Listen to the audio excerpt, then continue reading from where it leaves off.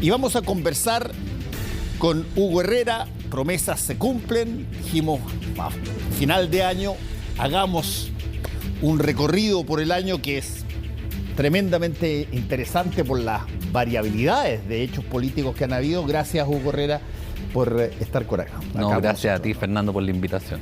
¿Cuáles dirías tú, si tuvieras que poner en el pizarrón ahí en la Universidad Diego Portales, donde haces clase, las 3 cosas más importantes que recordar políticamente del año en Chile?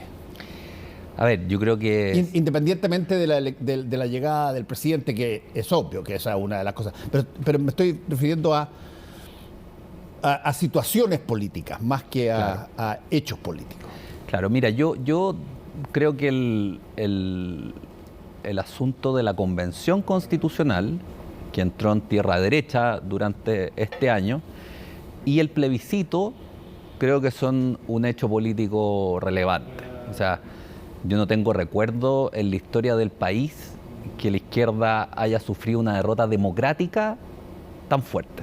No hay un registro histórico de algo así. Un 62% que se le escapó de las manos, en el fondo, significa un fracaso político importante de una tesis además que, y ahí lo ligo también con el gobierno, que era difícilmente ejecutable porque era muy moralizante.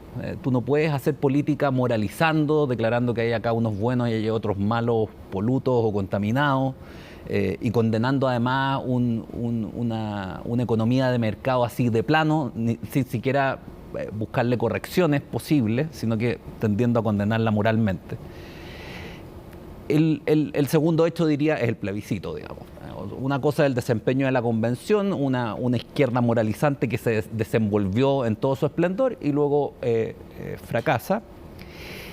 Pero ahora veo un fenómeno que es a la vez muy interesante, pero inquietante también, digamos, que es que tanto en el gobierno como en la oposición, tú ves que está triunfando la posición a la que yo he llamado de los traidores, ¿no? En el sentido de que están abandonándose los discursos usuales según los cuales operaron. Lo ejemplifico, tanto Boric como Javier Macaya. O sea, Javier Macaya ya no es un UDI clásico economicista de los 90 que buscaba los indicadores económicos ante todo, sino que está entendiendo que la legitimidad política es fundamental, digamos, y que tú no puedes jugar sin tenerla en cuenta. Y en el gobierno creo que también es esa la tesis que está imponiéndose, una tesis que es traidora, por decirlo así, con la tesis original de la convención, en el sentido de que se busca llegar a consensos, a acuerdos con la oposición, en el entendido de que hay que refundar o al menos alterar fundamentalmente la institucionalidad, sobre todo en el tema constitucional. Ahora, eso es peligroso porque a la vez que es saludable en este momento, es peligroso porque abandonar las viejas banderas no significa todavía tener otras nuevas. Y un sistema político y partidos políticos que realmente hagan la renovación de este ciclo que se está acabando requieren tener pensamiento, porque tú tienes que hacerle frente a los populismos, tienes que hacerle frente a la corrupción y para eso necesitas una ideología, digamos. Lo que uno ve ahora es pragmatismo, bajo la premisa de que hay una situación de necesidad y tú tienes que superarla, pero no visualizo todavía las ideologías de las décadas por venir, por decirlo así. Ahora, es interesante el concepto ese de la traición, que tú dices que, por cierto, es una caricatura de una mirada que es distinta a la que se tenía cuando, en el caso, me imagino, del presidente Boric, cuando estaba en campaña. Y en el caso tú mencionaste a Javier Macaya, en el caso de él cuando estaba comenzando la convención. Claro. Y por eso además ha padecido enfrentamiento y ha tenido bullying directo y amenazas y todo eso. Ahora, es bien interesante el punto que tú haces, porque y yo he citado muchas veces este proverbio, que es un proverbio japonés muy antiguo, que dice que hay tres cosas seguras en la vida. Uno nace, uno muere y uno cambia. Y el cambio lo veníamos escuchando desde esa misma generación que hoy día hay. Pasó a ser una palabra mala. Pasó a ser una palabra, el que tú cambiaras de opinión o cambiaras de mirada, te acercaba a, qué sé yo, posiciones cerca de la conversión o de, por eso tú mencionaste la traición, claro. Pero sobre todo eso estaba asociado a palabras más malas todavía. Por ejemplo, acuerdo, por ejemplo, diálogo. Se imputaba a la Concertación de que las conversaciones que tuvieron, los pactos de las reformas, en fin, un montón de cosas, condujeron a una suerte de mejoría, pero más bien plana antes que ascendente. Sí, a ver, yo creo que efectivamente el cambio es lo que hoy día está en proceso. O sea, yo creo que estamos en medio de un cambio epocal, donde los paradigmas, esto se ha dicho mucho, pero yo digo, la tesis moralizante de cierta izquierda, la tesis economicista de cierta derecha, ya no hacen sentido, ni siquiera en sus propias bases, salvo en grupos muy recalcitrantes. Pero yo me imagino que así como debe haber muchos que entienden que Boric está traicionando esos principios de moral quizás pro-revolucionaria en cierto sentido, así también hoy día podíamos leer Gonzalo Rojas muy enojado con Javier Macaya por estar abandonando en el fondo la ortodoxia de la UDI o de lo que pensó en su minuto Jaime Guzmán.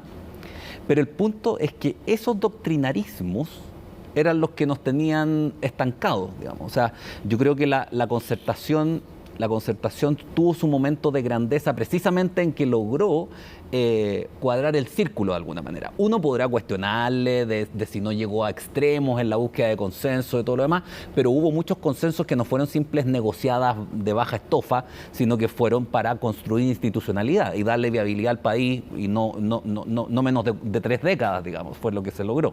Entonces, ahora necesitamos más o menos lo mismo, de nuevo, acuerdos no para cocinar, no para obtener pequeñas ventajas, sino para construir institucionalidad, que es lo que se necesita para las décadas que vienen, digamos. Entonces, en ese sentido, creo que un cierto pragmatismo es relevante, es atender más a la situación que a tu pequeño credo, a tu pequeño mundo, por decirlo así. Eran demasiado pequeños los mundos que estaban teniendo los partidos, los grupos políticos principales. Pero también vuelvo a marcar el punto. O sea, yo creo que también tú tienes que tener una ideología a partir de la cual defender el nuevo régimen, ¿ya? Porque aquí se va a imponer, se va a establecer el nuevo pacto, dice. El nuevo pacto. Tú tienes que tener un argumento que darle a los Gonzalo Rojas en un lado o a los Fernando Atria en el otro lado, con los cuales defender esos grandes acuerdos. Tú tienes que tener argumentos de fondo, no solo de conveniencia pragmática. Y es ahí donde yo veo que ni en Macaya ni en Boric hay todavía un pensamiento articulado. Yo creo que eso es lo que falta todavía. Pero bueno, estamos en un proceso de cambio y creo que enhorabuena, digamos, que ya hayan dado ese primer paso, porque pasa una cosa. Cuando tú das ese paso, ya no hay vuelta atrás. O sea, cuando tú traicionas, por decirlo así, tú ya te contaminaste, digamos. Entonces, esa es la política de verdad, por decirlo así. Ahora, es interesante eso. Leí 2 libros, uno recién y otro hace un tiempo más porque salió antes, que tenían que ver con la convención. El de Pato Fernández, que era convencional, claro, y el de Renato Garín, que acaba de sacarlo recién. Bien entretenidos, donde cuentan un montón de cosas ahí. Bueno, yo se los recomiendo porque son personas que son bastante abiertos para contar cosas que normalmente uno no espera encontrar de grupos donde ha pertenecido, digamos. Claro.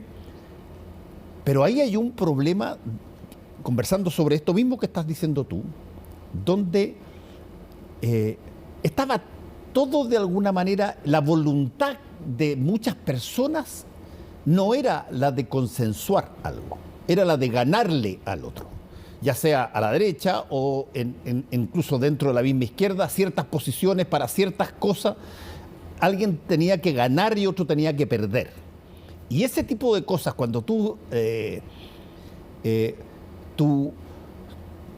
concentración está en cómo tú derrotas a otra persona, es una cosa que también no tiene mucha vuelta atrás, digamos. Sí, y yo creo que todo esto sí tiene una cierta explicación, ¿no? Podemos hacer sociología o psicología social, digamos, pero en términos prácticos yo creo que aquí hubo un bando que se impuso y que estableció el orden llamado así Chicago gremialista, y otro bando que se sintió derrotado y se resintió, acusó el golpe, y muchos de ellos vieron en este momento la oportunidad de devolver la mano, digamos, ¿no? Pero me parece que el gesto fue torpe, porque tú no puedes construir en el fondo un futuro si tú no reconoces al del frente. O sea, la Constitución, esto se dijo en todos los tonos, hasta el presidente lo tuvo que decir, pero los convencionales siguieron porfiando. La Constitución no puede ser un triunfo partidista, porque de lo contrario esa Constitución no va a durar. O sea, la Constitución del 80 no hubiera durado un día si no es por las reformas del año 89. Que en el fondo gana el no y la concertación legitima de alguna manera la Constitución con reformas importantes. Fueron de entidad las reformas en su minuto, después se hicieron más, pero fueron de entidad. Y así también, tú no tiene sentido pensar en una Constitución, no tenía sentido, hoy día lo podemos decir con más facilidad, digamos, pero en su minuto muchos lo advertimos, no tenía sentido pensar en un triunfo partidista allí donde tú tienes que definir el marco, el ring, digamos, donde se juega, la cancha donde se juega. Tú no puedes convertir la cancha en tu triunfo, por decirlo así. Hay como un orden de grados, un problema de confusión categorial, digamos, que tuvo la izquierda convencional, la llamaría así, para ser bien preciso, porque creo que fuera hubo muchos que advirtieron que aquí se estaba jugando mal, que se estaba haciendo una jugada de mucho riesgo y que iba a conducir al fracaso, siendo personas de centro izquierdo, de izquierda, pero no se las escuchó. Y se juntó el peor de los mundos, porque se te juntaron, junto con los radicales, por decirlo así, doctrinarios, yo pondría ahí a los juristas, por llamarlos de algún modo, se te juntaron las causas identitarias. Claro. Entonces se te armó el peor de los mundos, porque ninguno de ellos estaba dispuesto, por lógica interna de su pensamiento, a ponerse de acuerdo con el del frente. No, además que convengamos una cosa. Cuando tú ganas cerca del 80% contra el 20% para construir una nueva constitución, de pronto sientes que el mandato es omnipotente, digamos. Bueno, es que ahí hubo también sordera, porque se les explicó en todos los tonos también que si tú tienes un 80% es porque ahí dentro no es todo de tu lado. Ahí había un 20% de derecha, digamos, de neto, por decirlo así. Si uno mira las cifras históricas de la derecha en Chile y se pone conservador y dice es el 40% la derecha, bueno, tú tenías un 20% que eran los de desborde, los que desde el inicio no jugamos por el acuerdo, qué sé yo, que estaban ahí y que hicieron campaña por el apruebo. Entonces, ahí también yo creo que se jugó con irresponsabilidad, o sea, hubo un cierto infantilismo también, o sea, o como se dice, un pensamiento que es puro deseo, pero no tiene asiento en la realidad, digamos. Ahora, ese es la primera escena, las derivaciones de esa convención que todavía está buscando un camino para poder construir este acuerdo, materializarlo más bien, este acuerdo que se acaba de firmar. Ahora, en términos, otra cosa es el gobierno que llega también en este año, Sí. Y bueno, le toca enfrentar un desastre, tal cual como le tocó al presidente Piñera enfrentar el desastre del plebiscito de entrada. Claro. Le toca un desastre del plebiscito de salida, y los dos últimos gobiernos, bueno, tienen una entrada casi potente, y a poco andar, incluso por sus propias personas, su propia gente, se empieza a desmoronar muy rápido. Sí, a ver, yo creo que el gobierno... A ver, voy a decir dos cosas. Yo creo que el gobierno lo ha hecho bien en el sentido de que ha atinado, el plebiscito fue un golpe de realidad y han hecho modificaciones. Sacaron a Jackson, pusieron a Toá, qué sé yo, modificaron la estrategia, moderaron el discurso, están a la idea de construcción de institucionalidad, están en tono positivo y eso es valorable. Pero yo creo que el gobierno se equivocó de lleno al no haber hecho la tarea que le corresponde. O sea, si uno sabe algo de historia, y Boric debía haber sabido de historia, porque le gusta la historia, uno sabe que para Diego Portales la presidencia de la República tiene una característica, digamos, que es su capacidad de impulsión política formidable. O sea, en Chile no se espera que el Parlamento impulse los procesos políticos, sino que eso se espera de la presidencia de la República. ¿Y qué hizo el gobierno en los primeros meses de su mandato? Quedarse a la guaite, quedarse en modo pasivo, en piloto automático, sin tener impulsión política. ¿En qué hubiera consistido la impulsión política? Porque después de la guerra todos somos generales. ¿Pero en qué hubiera consistido? En haber diseñado escenarios posibles. Y dentro de esos escenarios, si tú haces estrategia, digamos, tiene que tener un escenario positivo, uno neutral, uno más o menos, y uno negativo. El gobierno no hizo nada, se dedicó a hacer barra por el apruebo, punto. No diseñaron escenarios futuros.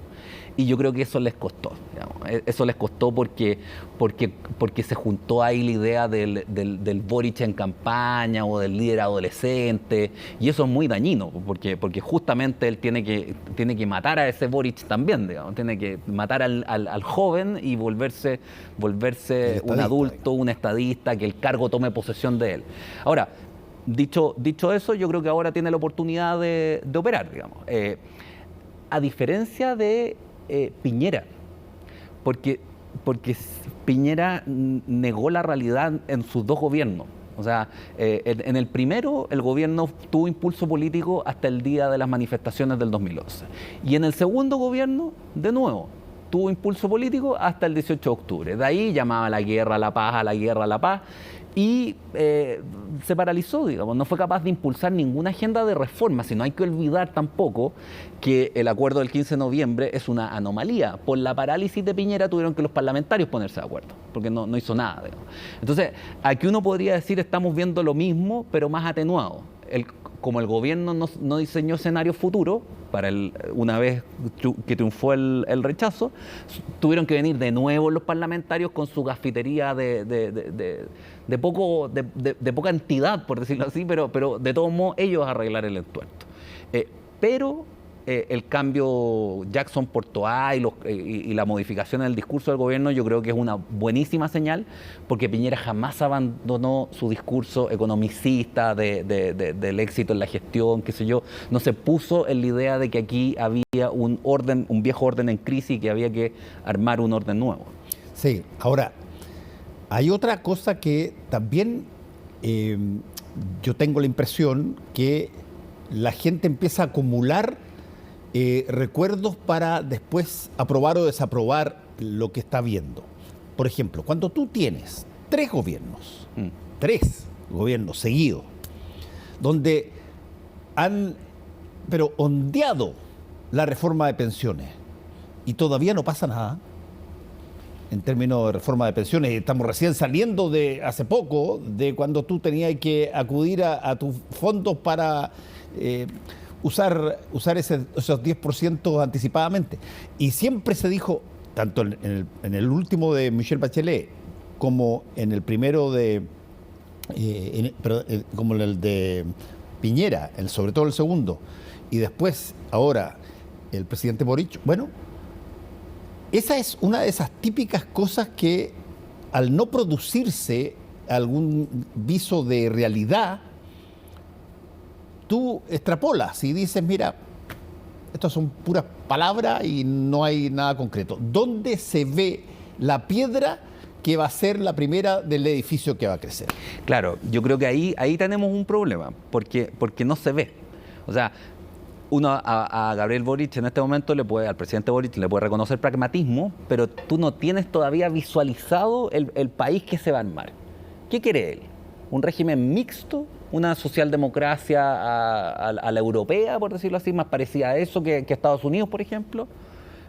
Eso va a tener que exponerlo, aunque no sea con un argumento muy sofisticado, pero va a tener que decirnos hacia qué país quiere ir. Y eso no lo ha hecho todavía, porque la reforma en las pensiones está trancada, se lo enredó, digamos. Y la reforma tributaria no es un diseño institucional, digamos, eso es más plata, pero eso es un medio. ¿Para qué lo quieres? Tiene que decirnos para qué lo quiere antes de quitar esa plata que los privados usan para otra cosa. No sé, estoy pensando en voz alta respecto a ese tema, pero no me parece que en esas dos reformas se pueda visualizar todavía un proyecto político. Y eso no solo le pasa a él, sino que también, insisto, a la derecha. Pero yo creo que ahí va a estar el principal desafío para el año que viene, porque si no, tú tienes razón. O sea, el gobierno puede devenir palabra impotente, y una presidencia de la República que se vuelve palabra impotente es una presidencia de la República fracasada, como le terminó ocurriendo a Piñera, que ya nadie tomaba en cuenta ni lo que decía, digamos, porque no era como un comentarista más del acontecer político, pero no era poder. Si esa es la gracia de la presidencia de la República, que es palabra con poder, digamos. Claro, es que esa es una variable bien interesante que pasa en montones de gobiernos, que lo han tenido, que si lo tenemos que graficar de otra manera, cuando tú te estás construyendo una casa o estás construyendo una plaza, como alcalde dices, voy a hacer una plaza. Bueno, los vecinos empiezan a mirar cuando empiezan a llegar los camiones, cuando empiezan a ver movimientos de tierra, cuando de pronto traen unas pequeñas ramitas de los que van a ser los futuros árboles, y tú empiezas a ver lo que escuchaste decir. Empiezas a materializar la visión de aquello. Claro. En el caso de las reformas de pensiones, por ejemplo, hemos hablado una barbaridad y el avance ha sido enano. Sí. Y en otro tipo de situaciones, por eso es que, y aquí te doy la pasada, por eso es que el 10% era algo, si tú quieres, en un principio para mucha gente tan atractivo, porque era algo que tú tenías al tiro. Y te lo ponían en la cuenta y ya estaba. No tenías que estar esperando negociaciones o acuerdos o decisiones de Congreso o volteretas discursivas. No, era una cosa... Y por eso ocupó el lugar de las ayudas que originalmente debieron haber provenido del Estado. No, yo estoy totalmente de acuerdo. A ver... Uno podría ver esta situación como una en la que la realidad va más rápido que los discursos y que las élites políticas. Va por otro lado, por decirlo así.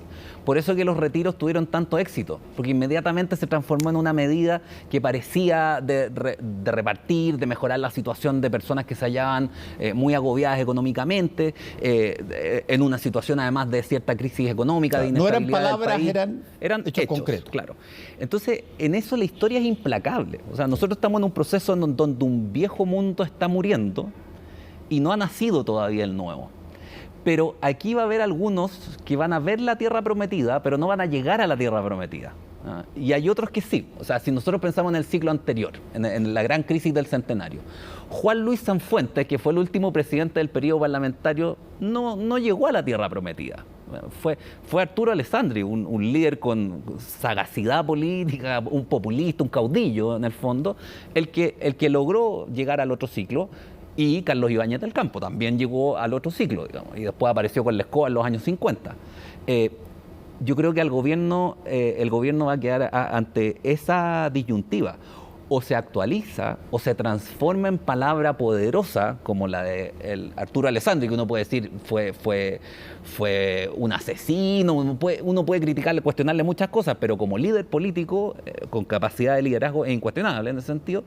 O te transformas en palabra poderosa y haces reformas que se vean tangibles, por ejemplo, acelerar el proceso constitucional para que salga una buena constitución con reformas importantes dentro de ella, o la historia te va a dejar atrás simplemente. O sea, estamos en uno de esos momentos en que tú o das el paso o te quedas nomás y el proceso te come. Es delicado. Bueno, vamos a tener que conversarlo esto de vuelta de vacaciones ya, porque yo tengo la impresión que, salvo que pase algún tipo de milagro político, las cosas no van a salir tan rápidas, van a ser, y el acuerdo que se firmó necesita todavía pespunte. Sí, y además que tú tienes, en el fondo, tú tienes carretas y bueyes, digamos. Aquí los que llevan el impulso es la Constitución, digamos. Una vez que eso lo tengas claro, ya puedes empezar a delinear políticas públicas en concreto. Bueno, Hugo Herrera, muchas gracias una vez más por haber estado con nosotros. Muchas gracias, Fernando. Muy bien.